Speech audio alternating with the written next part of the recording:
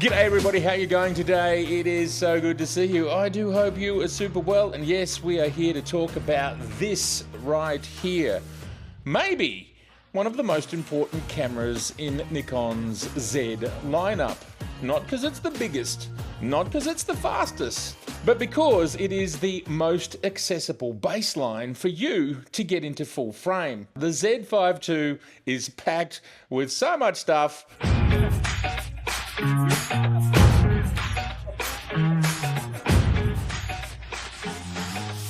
just looking at the Z5II, you'd say to yourself, it looks a lot like a Z6III, and it does. For starters, it has one of these. A flip screen, a screen for content creators, a screen for vloggers.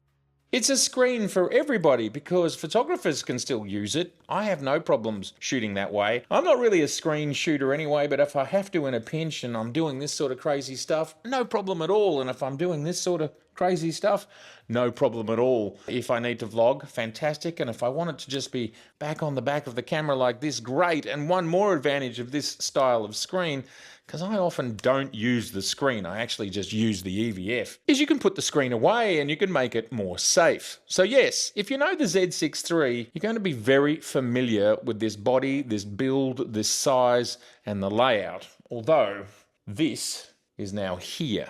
That's probably one of the major differences, and thus you don't have a screen on the top, and that's okay. There's got to be a difference between the Z5 range and the Z6 range. And you have this button here. Oh, a new button. That gets you into your imaging recipes. And that's pretty cool. Very, very similar. And something that Nikon do. We have these two function buttons here on the front, and the only cameras that don't are the retro ones. Otherwise, everything else has these function buttons here. They make complete sense because this is where your hand sits. And to press them, you don't have to do anything extra. They're there. They're ready to go. Brilliant. No other camera company seems to do this with the same consistency that Nikon does. Also, doesn't matter which camera you get, the grip is big enough, the space between the lenses and your fingers is big enough, ergonomics are rock solid. Turning the camera on and off, it's in the same spot, always here where your fingers are. I mean, look at this.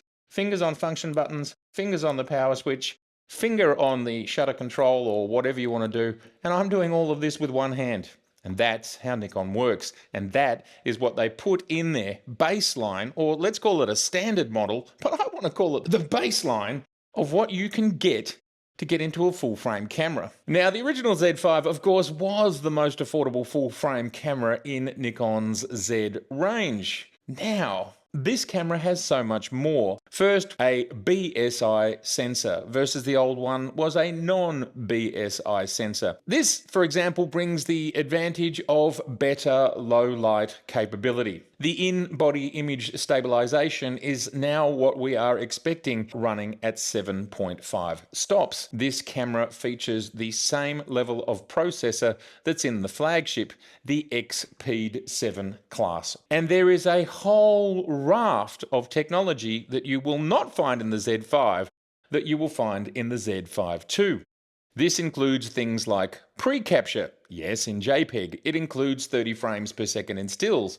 Yes, in JPEG. It includes, instead of something like 4.5 frames per second in shuttered, mechanical shuttered RAW, you get now 9.4, or just about 10 frames per second in RAW with a mechanical shutter.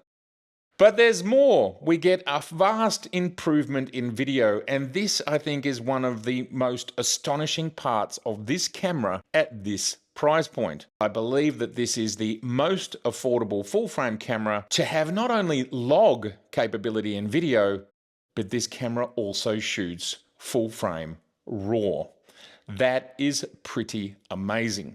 And thus, whether you're shooting on a Z9, a Z8, a Z6III, and now a Z5II, you can choose to shoot RAW video and get all of the advantages that it brings. It has all of the autofocus detection modes, including bird detection. This is a fantastic level of specification for the camera that we can now call Nikon's baseline for their full frame offerings.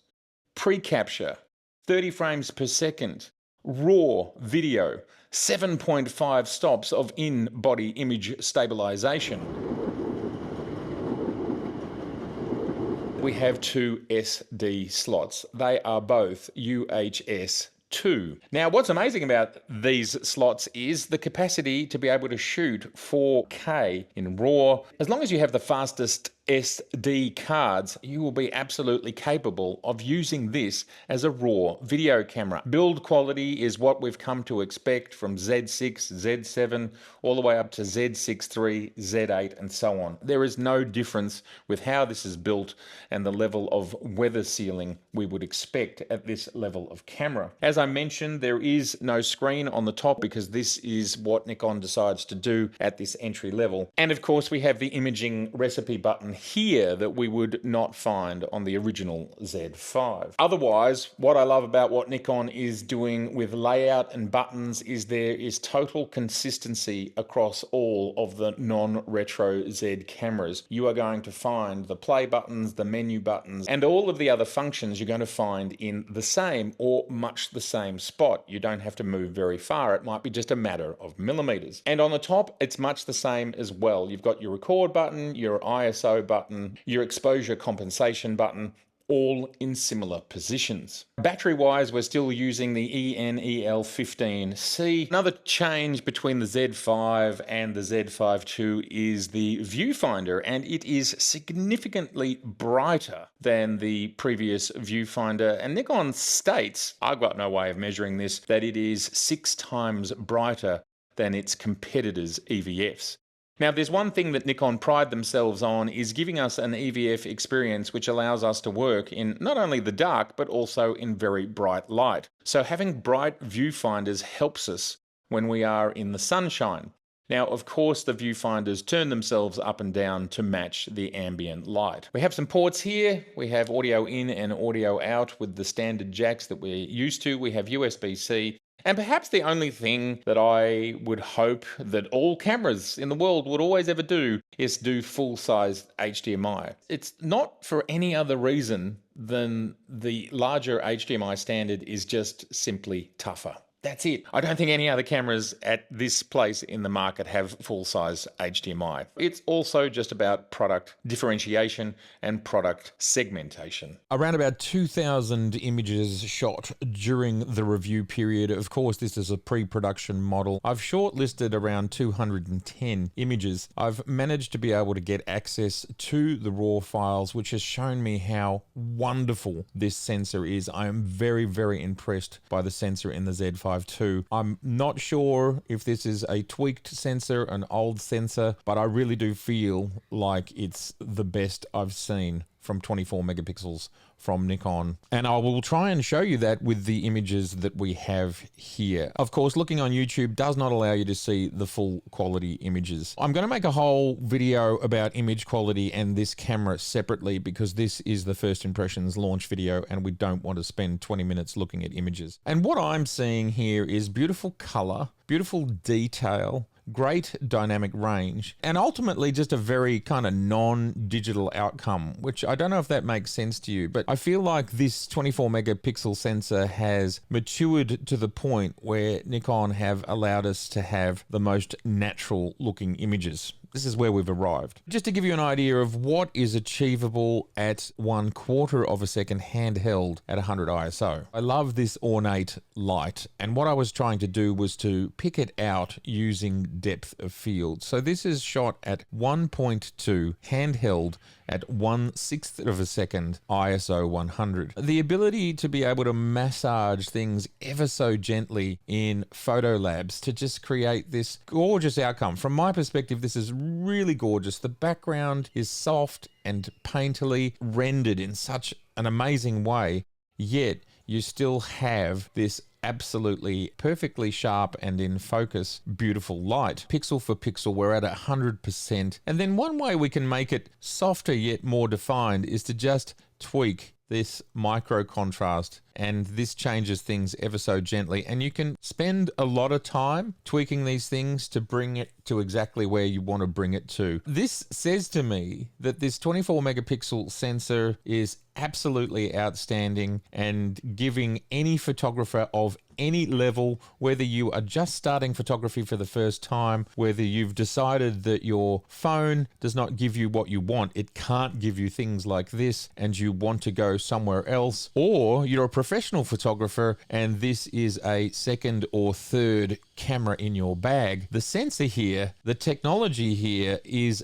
absolutely delivering. Part of the reason why I mounted the 35 1.2 was to show that what we have here is Nikon's baseline in full frame cameras, yet we have one of their highest end lenses, and obviously together they can create absolutely extraordinary renders. There is no magic going on here. This is just the Z5II and the lens and me finding compelling things to photograph. You can see the difference in Photolabs using something more contrasty and less contrasty, but these are essentially the same files, and just how many permutations and differences you can create. And what's most compelling here is the testing that I did with focus tracking, and it absolutely remained completely sharp. Here we have an environmental portrait. A person could be sitting there and you can see that the background is beautifully, like this is all in camera. The background is out of focus in camera, and I just find the sensor coupled with the lens, coupled with what I'm doing here in DXO, and it is just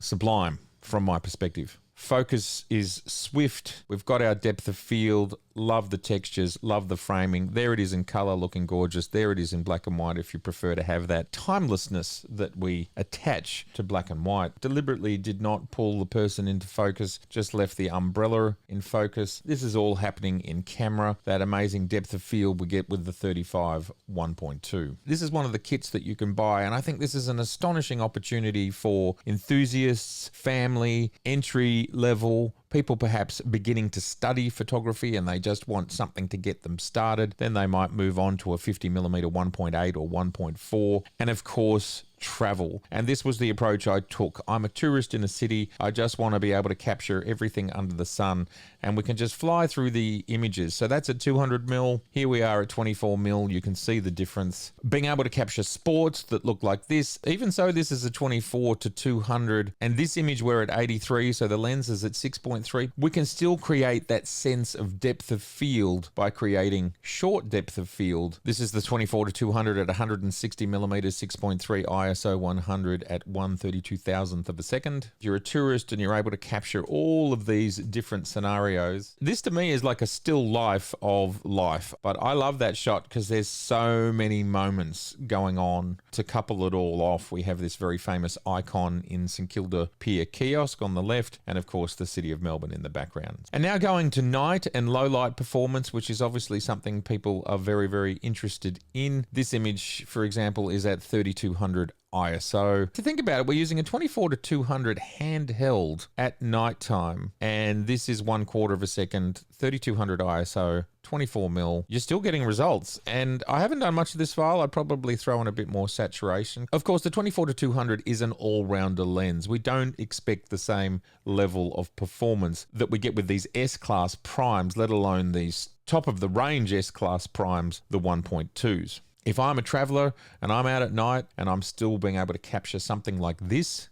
with my Z5 and my 24 to 200, I'm very happy. I think this one's slightly sharper, and what that says is it's always a great idea to take more than one frame just in case you move too much in one of them. Now, I think with this particular combo that we're probably sitting somewhere between 1/5 and 1/10 of a second seems to be where I think is the sweet spot for handheld. More testing needs to be done. 88mm, 1/6 of a second, ISO 1600. I don't know how we could expect more when you consider the parameters at play here, that we've got a lens that is smaller than a can of soft drink, and it's giving you this enormous range, and we're handheld and it's nighttime. And the final image from this, which I think somehow this image looks absolutely superb, And even if we do a little bit of pixel peeping, if you really want to, because I don't think it matters because the image looks so good, we are ISO 800 f6.3 1/8 of a second handheld at 200mm with the Z5II, and we're using this non-S-class lens, the 24-200 VR. That to me is a really great result. And again, as a traveler, a tourist, a family, if you can capture this sort of thing with this tiny little affordable package, living the dream. Now, if you like what DXO is doing in this video, there is a link below with a very special offer of 20% off all DXO products from now until the end of Easter. Ensure you use the code below on purchase to receive the full 20% discount. And of course, that helps support the channel. Links below for Nikon Australia to get 10% off Nikon products, but T's and C's do apply. There is also links below to purchase the camera from B&H. I would like to say thank you to Nikon Australia. They have allowed me to borrow this camera for a few weeks, and this allows me to use the camera across a broad range of use cases and thus get a real understanding of how it works, what it's capable of, and how does it perform real world time and time again. At no point in time did I think to myself, this is the baseline of Nikon's full frame cameras. It just simply didn't cross my mind. And of course, I use all the time the Z6III, which is a significantly more expensive camera. Of course, it has higher specifications in certain areas. Just from a general usage perspective, working with 24 megapixels, having the in-body image stabilization, the video functionality, at no point in time did I say to myself, this is the baseline. This is where we come into this product line. It just didn't behave that way because of the Expeed 7 and all of the functionality that Expeed 7 brings, along with that EVF, along with that IBIS, along with the autofocus system. All of it comes together to bring you an experience which really, besides the specification that the Z6III has more of, there really isn't that big of an obvious difference. I'm sure if I put the Z6III side by side with the Z5II, for example, I would see the differences in the EVF. When it comes to shooting 24 megapixel files and you're shooting everyday things, there is just simply no real world difference. The fact that it comes in at this price point and the fact that it is so feature rich, this is very exciting, and it's a very big step up from the original Z5. Nikon states that the autofocus system is 68% faster than the Z5, and we have the auto subject detection equivalent to the Z9 and Z8, ZF and Z6III. Face detect is down to 3% width of the frame. Of course, we have 3D tracking and a new dedicated AFA mode enhanced by deep learning. What this mode does is it allows you to just let the camera decide what it thinks it should be in focus. I am yet to have tested this in depth. And of course, low light acquisition is as low as -10 EV. And the Expeed 7 processor does assist with high ISO performance. Shutter speeds up to 1/8000th of a second and down to 900 seconds, which is 15 minutes. Of course, we do have those imaging recipes along with the Creative Cloud, which allows you to download recipes as well as uploading your images and being able to install new firmware via the cloud. From a video perspective, there is now 4K 60, which is fantastic, a slow motion mode. If you are in a 24 frames per second timeline, that gives you a slowdown of 2.5. This is in a DX or APS-C crop. 5 times slow motion in HD, that's 120 frames per second. We have access to those wonderful red LUTs that we got last year. And how's this camera built? Well, it's tough. You know, I've used it in the field, I've used it in extreme rain and in all sorts of conditions, and it's just at the same usual quality that I expect. My original Z6s and Z7s and the Z5 was the same. They're all tough. The exterior is of a high quality. Of course, it is weather sealed and it is a mag alloy body. And let's not forget, of course, this camera, it has the Z mount, and the Z mount is one of the most powerful features of this camera and every other Z camera that other cameras don't have. Not only does it give us access to the wonderful Z glass, of which there is a multitude in both first-party and third-party options, but to the best of my understanding, it is the most adaptable mount on the market in the hybrid 35mm space. We can mount E-mount lenses. We can mount Leica lenses. We can mount old Canon and old Nikon F-mount lenses. So chances are, if you're in another mount, you can probably mount a fair range of the lenses that you own today. And this is the baseline of camera that you could get if you're interested in full frame.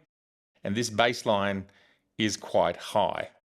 I want to just cast your mind back a moment. Think about the fact that the flagship DSLR cameras, something less than a decade ago, were shooting around 12 or maybe 14 frames per second mechanical shutter RAW. This camera does just shy of 10. So it's almost at that level, and this is the baseline. And then when we talk about the video spec, the 10-bit, the internal RAW, etc., unbelievable. Now, coming in at 2,699 Australian dollars, there's going to be various different kits, but of course that will differ all around the world. This is the new standard for an entry-level full-frame camera. And thus, you can either get one of these cameras yourself, or you can direct family and friends and colleagues to a camera like this, knowing that it's absolutely cram-packed with features, in-body image stabilization, top of the range video, fantastic stills specs, up to almost 10 frames a second mechanical shutter RAW. And if you do want to dabble with pre-capture and you do want to dabble with 30 frames per second, you can.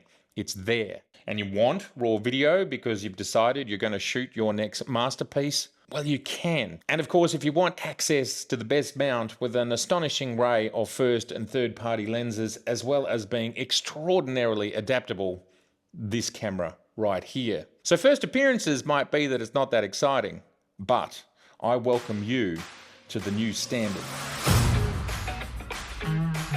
All right, everybody, I would love to know your thoughts about the brand new Z5II.